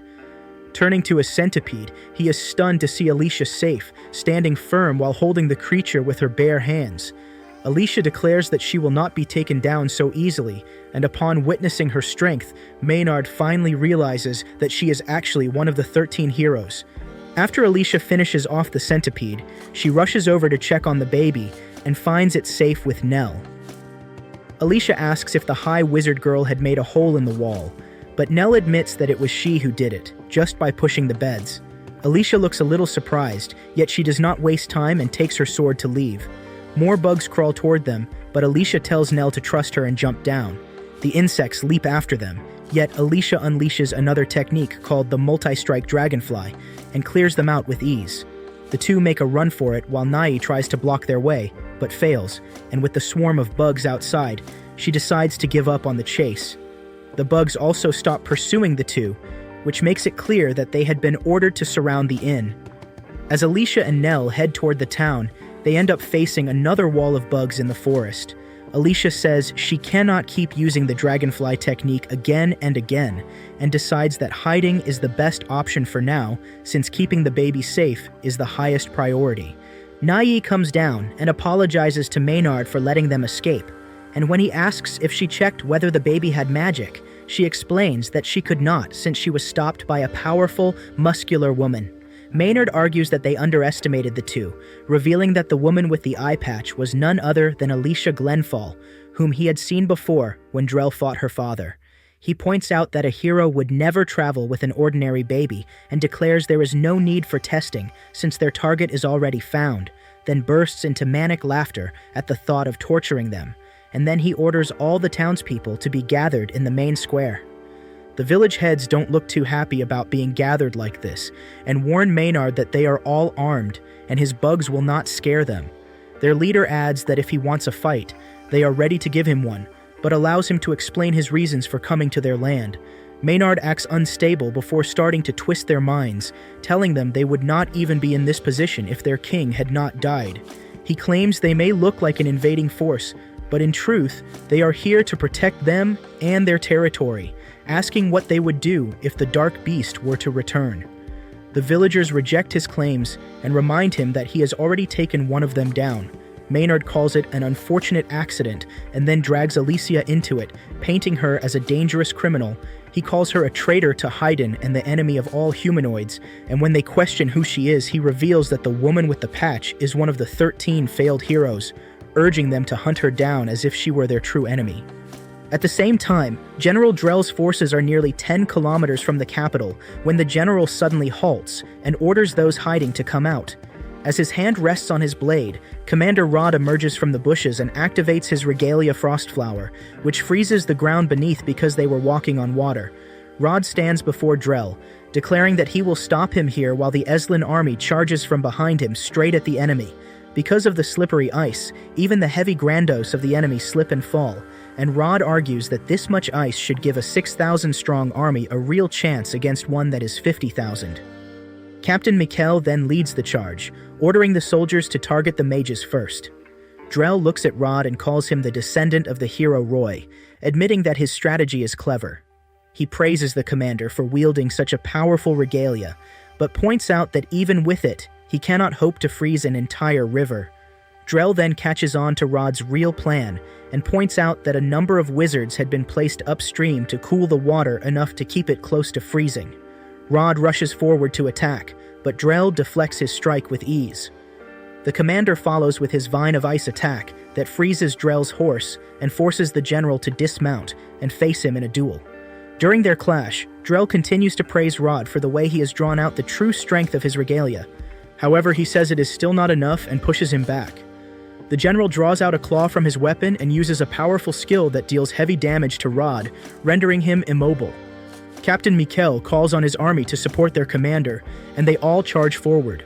General Drell explains that he has fused his blade with magic and turned it into something far greater than a normal sword, and with a single slash, he wipes out not only Rod's soldiers, but also his own. When Rod questions this cruelty, Drell coldly replies that anyone weak enough to die here has no right to move beyond their world. His talk about going beyond the world and something about shackles leaves Rod confused as he tries to figure out what Drell is after. Drell answers that he wishes to destroy the legend of the heroes because it is pointless to hold on to a tradition that can never be fulfilled. He calls the legends foolish for forcing heroes into battles they are destined to lose. He mocks Rod's grandfather, who was his friend, saying they too believed in the same legends and were defeated. As he continues to scorn the legend, General Drell turns away, saying he has no plans of finishing him as a sign of respect for the beautiful battle Rod has given him. Just then, something falls from the sky, and when Drell looks, he sees Clevites standing before him. The Dark Beast Lord recognizes Drell and lets out a powerful howl, leaving everyone shocked at how a beast could speak. Drell draws his blade to face him and demands to know what he wants. The Lord of Dark Beasts asks him where the magic he uses comes from. Clevites explains that younglings from both humans and dark beasts are being kidnapped, and he has been told that this mystery is connected to magic. Drell mocks him, saying he expected the mighty beast to have far more important matters than chasing him down just for a question. Clevites replies that a lord must answer any invasion within his territory, declaring that anyone who defiles it will die by his hand, just as the king of this nation did, and he calls it the law of the world. Drell laughs at this and asks who created such a law, but before he can strike, Clevites pierces him with his tail and lifts him high, warning him to stop answering questions with questions. Yet Drell only laughs again, saying he knew Clevites would stab him, and asks if the beast really thought he would never be prepared for his return. As blood pours from his body, a third eye pops up on Drell's forehead, and he casts a sealing spell called the Prison of Dark Ichor. His body bursts apart into blood that forms a dark sphere trapping the mighty lord. Suddenly, Drell rises again from his blade, declaring that he has given up his flesh and has become the sword itself.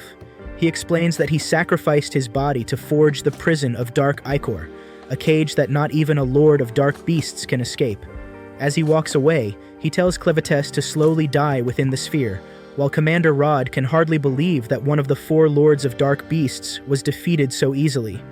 Meanwhile, Alicia and Nell keep running as Alicia leads them to a place while the villagers chase after her. Later, the townsfolk finally find her hiding inside a cabin, and Phil demands she come out at once. He yells that she thinks she's a special hero just because she knows how to swing a sword, but she got destroyed when she fought a real beast. He complains he is tired of seeing heroes get paid with his tax money just because they slay a little dark beast here and there. Phil claims woodworkers like them plant trees, cut them down, and work hard to build houses, while heroes are useless, which makes the crowd angrier than before. Alicia realizes things are getting dangerous, so she tells Nell to keep Luna away from the window because the prince's life is most important. She expected this to happen when they found out she was a hero, but things happened a little too fast, and Maynard only made things harder. As she wonders what to do, Phil announces he is tired of waiting and gets ready to set the cabin on fire, but his brother stops him when their parents show up. The man turns out to be their father, who tells the boys he will not let them burn down the place their ancestors built. Phil still argues that they have to hand the hero over to the wizards, but his father smacks him and tells him it is a problem for them to solve on their own, and they do not take orders from outsiders, so he told 2 of his men to keep an eye on the outsiders before they cause trouble. Then, their father, Mike, introduces himself as head of the town guard, and asks the hero to come out with the promise that he will not harm the ones with her as long as she answers his questions. Hearing that, Alicia decides to go out, and Mike is surprised she actually has the guts to show up. He asks her where her regalia is, and she simply says she lost it, but she clarifies she lost it during the fight with Clavatus. Mike questions if Alicia truly fought the Dark Beast Lord and lost, and she admits the heroes were completely destroyed, so it is understandable for everyone to be mad, and she apologizes. But Mike surprises her by saying it is no problem, because he would have ordered his men to kill her if she sold her regalia. He says it was their own king who followed the tradition to send her on an impossible mission, and Alicia is shocked that he does not blame her. However, Mike asks her if the tradition of sending heroes is worth keeping alive, if the world beyond is worth exploring, and what decision they should support when the next king comes into power. As she is the only hero who made it beyond Luna Mountain for thousands of years, Mike asks her to reveal what she saw there, which reminds Alicia of the time she was launched into the sky and got a glimpse of the round planet with a horizon that looked like it went on forever. She claims there is no doubt it was worth it, and there are too many things humans cannot experience in their tiny world, and so many things they will not discover unless they take a leap of faith. After that, she says she only recently learned from someone arrogant and cold, who treats her like a dirty sock, that her life in this tiny world would have ended without meaning. She confidently states that there is a meaning to exploring the outside and sending heroes beyond the mountain peaks, and she will never let anyone say there is not. Her speech stuns all of the townsfolk, and Mike laughs, saying at least the last king did not make a mistake in choosing the right heroes. He tells her she can go while the elders calm down the fired-up young ones ready for a witch hunt, and give their next king a chance, leaving her surprised by how he knows about Luna's identity. After that, Mike is on his way back to town, when the giant centipede with Maynard on top cuts him down. The High Wizard is offended that he thought he could sneak the hero past him, and yells at Alicia that she ruined his fun game.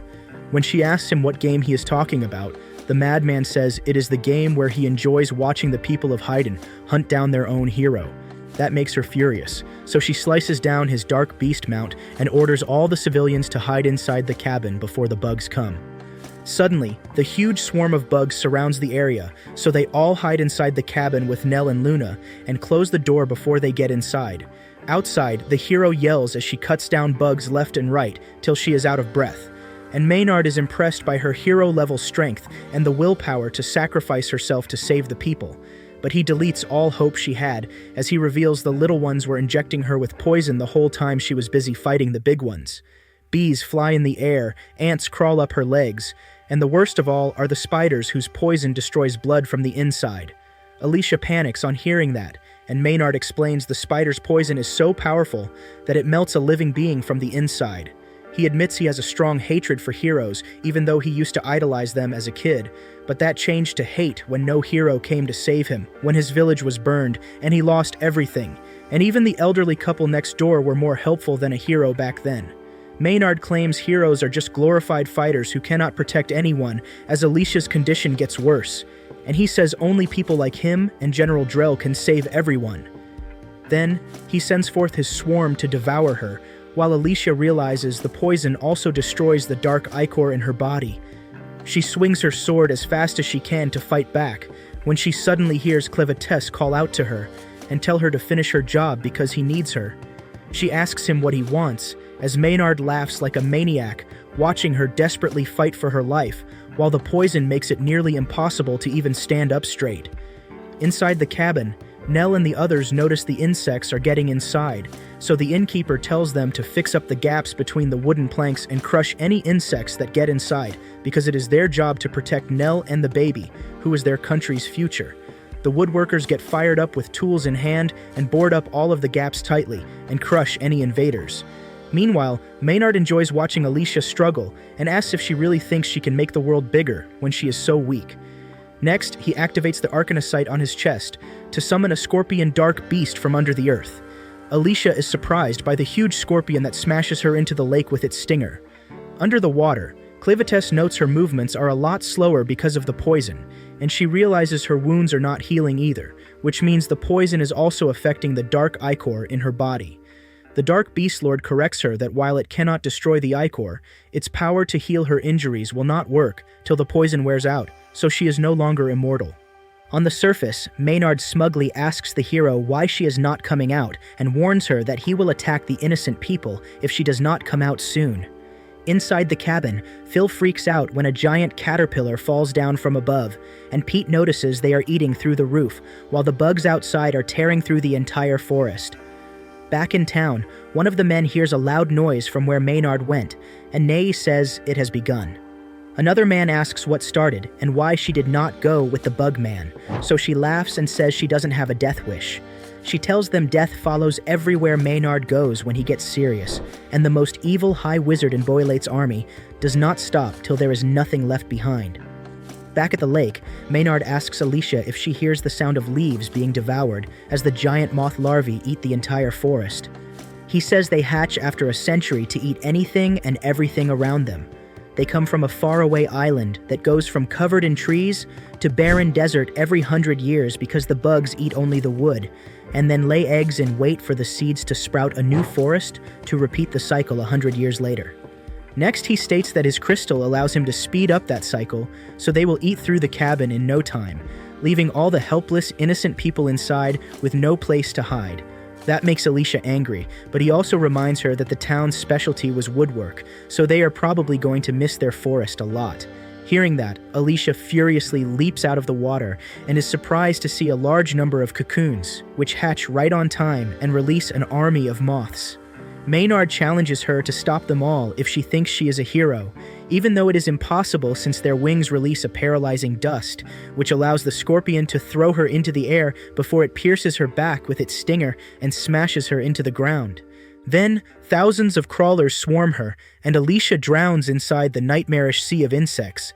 However, just as the High Wizard thinks he has won, a bright red light shines through the darkness, and a crimson sword emerges.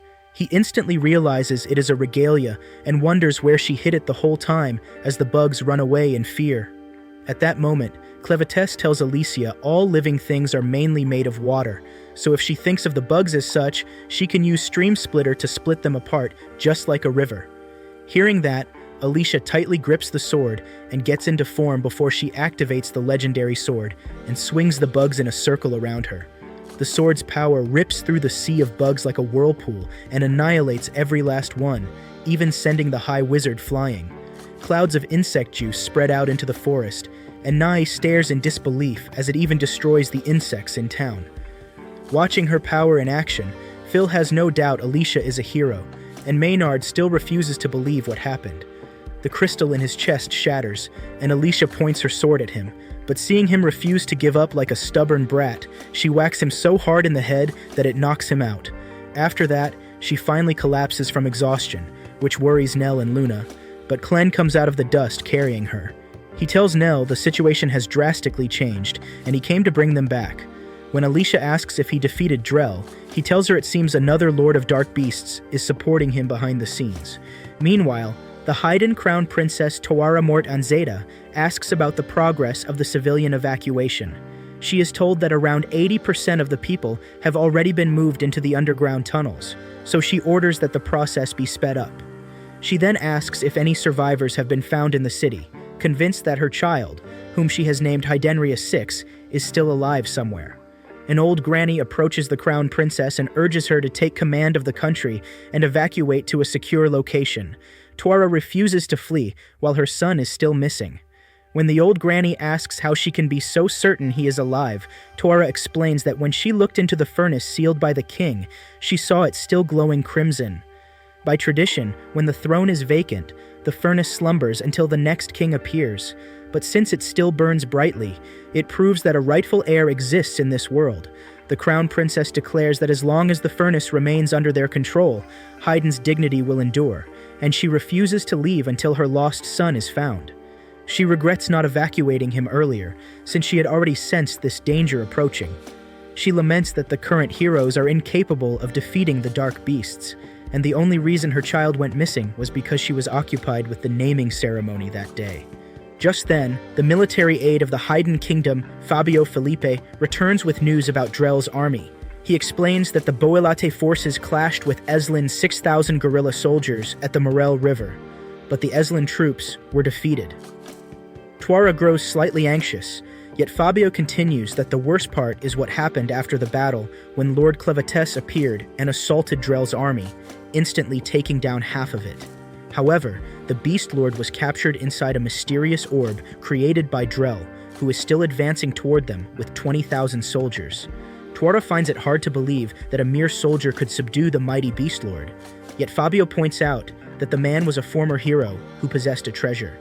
The Crown Princess refuses to call him a hero, arguing that a true hero is not someone who leads armies to invade other nations. She then orders Fabio to prepare her armor, declaring that she will take responsibility and destroy the treasure Drell possesses. She asks him to bring her the unique king's hammer, the one used to forge the treasures. The old granny warns her not to use it, saying it is meant only for the king, but Tuara insists that she will act as the king's proxy until her son ascends the throne. Her armor gets prepared, and Fabio brings her the sacred hammer. Holding it firmly, the Crown Princess prepares to face the enemy and commands that all the commanders be gathered so they can intercept Drell's advancing forces in the city. As the scene shifts, the outer main gate of Heidlart capital is destroyed, and General Drell enters with his army. Meanwhile, back in the village, Phil begins calling Alicia his big sister. Alicia protests, saying she is younger than he, but Phil cannot control his excitement over just how strong she is. He promises to handle all her errands while she is in the village and asks for her orders. Just then, Alicia and Clem get into a debate, and Nanny stands up, complaining about why she was even brought there. She argues that her knees are hurting and that listening to their discussion feels like torture. When asked why she was caught so easily, she explains that she is physically very weak, and moreover, her guards were knocked out immediately. Alicia then tells Nanny to answer truthfully because she has some questions to ask. She asks if the girl knows anything about Drell's connection to any of the lords of the dark beasts. When Nanny doesn't get it, Alicia clarifies, asking if she saw blood oozing from his body and moving on its own. The girl replies that it sounds disgusting, but Clem appears confident that Drell did use it, which is why he returned. Clem believes that Drell is merely a pawn and that they need to uncover his true motives. Alicia mentions Zavtir in the west, Laswell in the east, and Vauden in the north. But Clem argues that it could be any of them, and since they have the guts to challenge him, he will make them pay. Alicia asks why Clem left his body behind, but the beast replies that what was left wasn't his real body at all, but just a shadow fragment meant to fool others into thinking he had been defeated. This would allow him to go anywhere he pleases without being traced.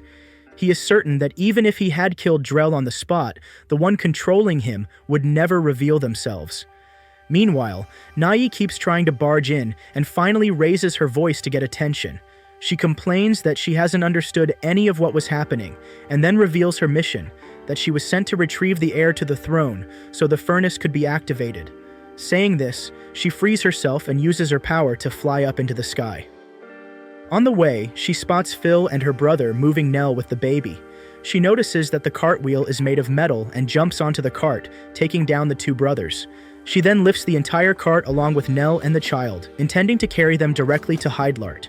Just as she thinks she has outmaneuvered everyone, Clem appears out of nowhere, and Alicia points her sword at him.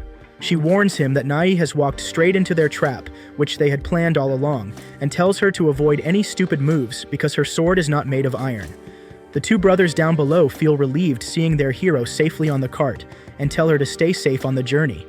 The villagers also say their goodbyes, trusting their kingdom to her care. Clem mocks Alicia about calling herself a hero, and she argues that she truly saved the village this time. She insists she is the hero, but Clem points out that none of it would have been possible without him. Even Nell seems impressed, and when she looks at the little child, she admits she cannot believe she is caring for the prince and wonders aloud if it is really acceptable for her to do so. Clem asks why she feels that way, and Nell explains that her social standing is low and she feels filthy. Clem tells her that status should be determined by strength and assures her that she is several times stronger than a normal human, advising her to crush anyone who makes her feel otherwise. Another argument breaks out between the hero and Clem, but eventually, they finally arrive at the mountain. As they are about to reach the city, Clem tells her that he is going to stay hidden and will not be helping her, warning her that she should conceal all her magic blood. Alicia feels enraged, thinking about facing the man who murdered her father. As they arrive over the city, the battle is already raging, and Drell is swinging his weapon with massive destructive blows everywhere, and his eyes are making him look like some demon.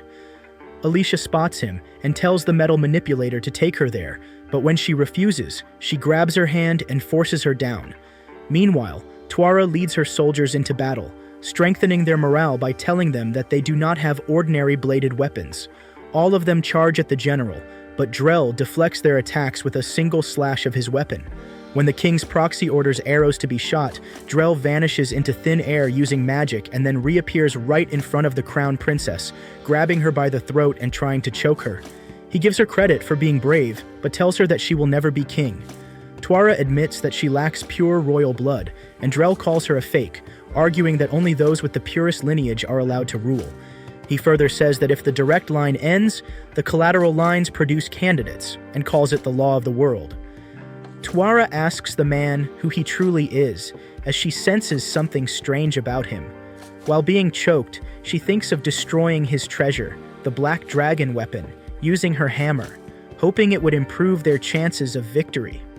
Just then, Alicia suddenly comes flying down on the cart from above, catching Drell's attention. He asks if she is the Sword Saint's daughter, and Tuara realizes she might have a change in fortune. Alicia confirms his question and declares that she is here to avenge her father, Margot. At that moment, Tuara tries to strike, but the force of Alicia's impact sends her flying. Alicia then engages in a duel with her father's old companion and murderer. Drell asks what a weak hero like her is doing on the battlefield, and Alicia boldly replies that a hero is someone who appears when the world faces a crisis. As Alicia continues her duel with the general, Tuara wonders what exactly she is doing here and casts a glance at the king's hammer, questioning whether she managed to strike the sword with it or not. Meanwhile, Nell stands beside Clem, observing the chaos of the battle, and hesitantly asks him if it was wise to let Alicia go in all alone. Clem, however, had planned to use her as a decoy to reach the furnace hidden deep within the castle, which he believes is Drell's true objective. He brought Luna along because only he can open the forge's gate. At the same time, Fabio stands guard over the forge as the final line of defense, instructing all the soldiers to protect it at any cost. Luna's hair stirs slightly as the kid senses something when they pass near where the king's dead body lies. Clem locates the place and instructs Nell to break through the wall, as the forge is on the opposite side of it. When Nell hesitates, he explains that when he healed her, he granted her the power to protect Luna by condensing the troll's muscular strength into her thin arms. Once she gets the confidence, the girl uses all her strength and ends up sending a piece of rock flying and raining down on Fabio and the soldiers, injuring them. Fabio worries that the enemy army has already reached her, suspecting it might be a catapult, but before they can act, they sink into black mud, which is apparently caused by Clem. Clem takes Luna and Nell to the door, remembering that this is the exact spot where he first found the king and the little kid. When they reach the gate, he places Luna's hand on the pedestal, activating it, and remarks that he is about to read his fate. Meanwhile, Guard arrives at the giant sphere of blood that is sealing Clevetess.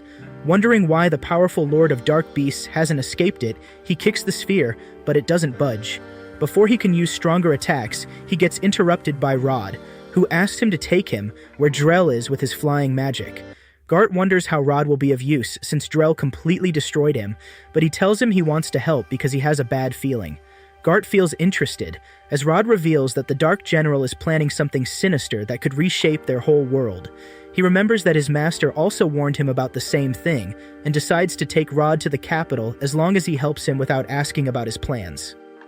As Rod accepts the conditions, Gart brings out his wings and carries him away, while Rod feels shocked, thinking it's magic. While flying away, he realizes that humans don't actually know too much about magic if they think any special feat is magical. Back at the royal furnace, Clem tries putting Luna's hand on the seal, but it doesn't open. Luna decides to use the bathroom on top of the seal, so Clem hands him over to Nell for a cleanup. Since he can't break the massive door open with force, Clem decides to jump over the furnace walls. As he gets on top of the walls, Clem notices the heat is strong enough to melt any normal demon, but he jumps down unafraid. Near the door, Nell comforts the worried Luna, but both of them are horrified as a pink-haired stranger approaches them from behind.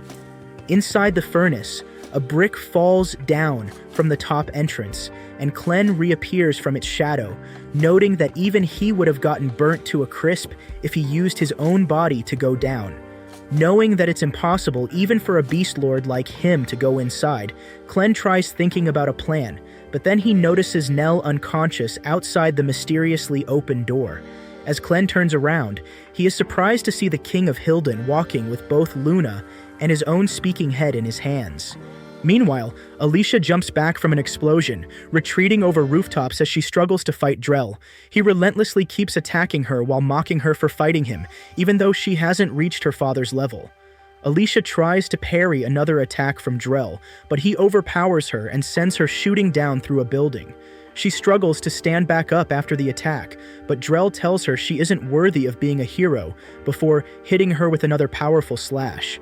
The attack sends her slamming into a beast, shocking the troops riding it. As Alicia regains her footing, she looks around to find that Drell is missing and spots him going for the royal furnace. She uses the beast as a launching pad to jump towards him, while Drell arrives at a bridge where the princess is awaiting him with her soldiers. She tries taking Drell down with a barrage of arrows, but he slashes all of the arrows into pieces before Alicia arrives and uses her dragonfly technique to reach Drell's sword. However, he easily repels the attack, revealing that he himself taught her father how to use it. Tuara screams as the attacks cut into Alicia and destroy the bridge below her. As the smoke clears, Drell feels surprised to see her still standing after all his brutal attacks. Alicia points her sword at him, wondering just what kind of relation Drell has with her father, and he tells her that both of them were brothers, trying to reach the ultimate level of swordsmanship to become heroes. He then begins telling the surprised hero the real story of why he is called the Dragon Slayer, and why her father stopped being a hero. Drell recalls the day her father challenged him in a stadium as his junior to get the legendary hero's sword. Both of them were good friends, but neither wanted to give up the honor of obtaining a regalia made after 6 years. As the referee signaled to begin the match, Drell told Margot to hold nothing back. The two of them clashed hard, but in the end, Margot defeated his teacher in a shocking upset. Drell punched the ground in frustration, regretting that he could have defeated Margot if they had fought earlier. Margot thanked him for helping him grow so much, and Drell watched in envy as he raised his sword and went on his path to become the hero instead of him. The hero knelt in front of the king, who announced his new title as the Sword Saint Hero and gifted him the family name of Glenfall. Then, he called to have his sword delivered to him. The sword-bearer solemnly asked Margot if he had the determination to protect his people, slay the 4 beast lords, and expand humanity's world.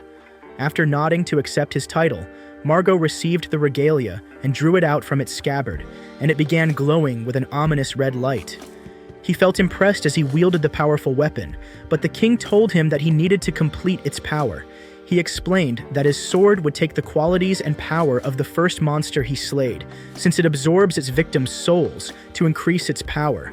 With the king's warning to carefully choose the best first prey, Margot decided to go on an expedition to help him reach a strong monster. In a tavern, he told Drell that he wanted his first prey to be a powerful monster, since a weak demon would only weaken its power. When he revealed that he wanted to slay the Northern Dragon, Drell's eyes widened in shock as he pointed out that it's the guardian of the incredible Northern Beast Lord Vauden. Margot noticed everyone starting them, so he told the outraged Drell to calm down. Drell wondered how he planned to defeat the beast with an incomplete sword, but he explained that he needed the Northern Dragon to get the power to defeat one of the Beast Kings. Drell thought that Margot had gone insane with such a crazy dream, but as his powerful junior walked away to gather a team, He wondered if he truly had the potential after all. As he walked to follow him, he bumped into some strange hooded men with mist flowing around them. One of them wished them good luck after ringing a bell, and Drell asked Margot who they were. He explained that they were magicians who believed in legends, that their heroes would learn powerful magic that would allow them to cut through even mountains. Drell was surprised, but Margot told them they were just a bunch of creepy chemists who couldn't fight. Later, after Margot's party made their way to the dragon's snowy lair, it flew around them out of reach. In front of Drell, the dragon swooped down and burned their last teammates to a crisp with its fiery breath. He told Margot to run since they were the only two left, but he pointed out that they would never get a chance to fight this dragon again if they retreated. Drell wondered how they still had a chance to win, but Margot told him that if he used his dragonfly technique to send him flying towards the dragon, he could get the chance to hit it. Drell nodded and accepted his risky plan, sending him flying towards the dragon with a powerful slash. With his powerful regalia, Margot slashed at the flying dragon's back and sent it crashing into the ground. He dashed down and cut through its tough armor, making the beast bleed, but the dragon got up and kept fighting even with its injuries. Drell watched in awe as the battle went on, his junior growing stronger and stronger with each move. Just as Drell thought his insane friend could actually slay the weakened dragon as he ran towards it with his dragonfly technique, he suddenly tripped on a stone on his final attack, which gave the dragon the chance to cut off his foot. Knowing his journey was over, Margot threw his regalia to Drell before getting crushed under the dragon's foot. His friend's tragic failure filled Drell with incredible rage, and he charged at the dragon with his regalia in his hands, taking off its head in one final slash.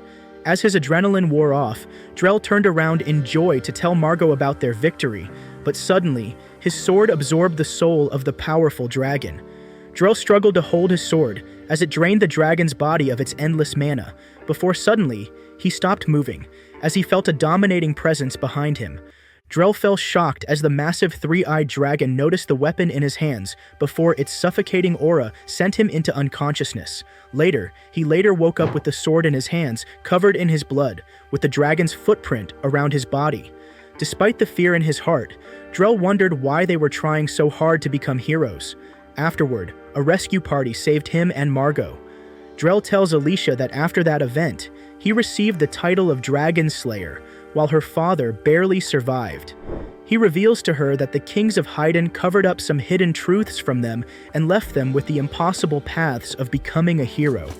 As the princess feels shocked, Alicia asks if he's talking about magic, and he nods, saying that the kings have hidden the secrets of magic inside the royal furnace. After explaining that the voice in his head is telling the truth, he warns her to stop interfering with his plans. His body glows red as he uses his sword to summon the skeleton of the dead northern dragon. Tuara is stunned that he knows ancient necromancy, as Drell uses his sword to swipe down on Alicia and send her flying.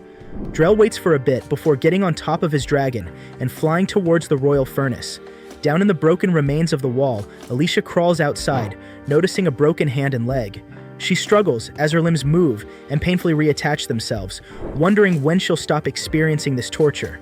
Then she tries communicating with Clem to tell him the reality of Drell's real master. Inside the royal furnace, Clem receives her call, but tells her not to disturb him since he is watching something interesting. Looking at the headless king, he wonders why he's preparing to throw his own grandson into the furnace's flames.